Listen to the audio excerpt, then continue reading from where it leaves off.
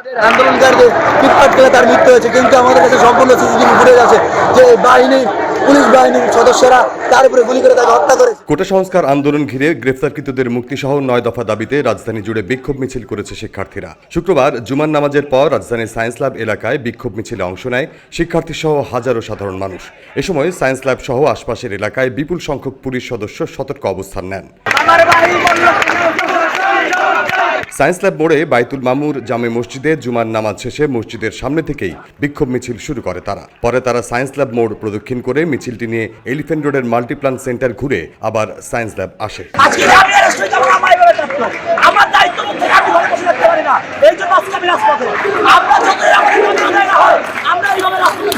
শিক্ষার্থীরা মিছিলে বিভিন্ন স্লোগান দিতে থাকে। তারা পুলিশকে উদ্দেশ্য করে ভুয়া ভুয়া স্লোগান দেয়। এছাড়াও আমার ভাই মরল কেন, পুলিশ তুমি জবাব দাও, আমার ভাইয়ের রক্ত বৃথা যেতে দেব না, পুলিশ দিয়ে আন্দোলন বন্ধ করা যাবে না, স্বৈরাচারের গদিতে আগুন জ্বালো একসাথে সহ আরও স্লোগান দিতে থাকে।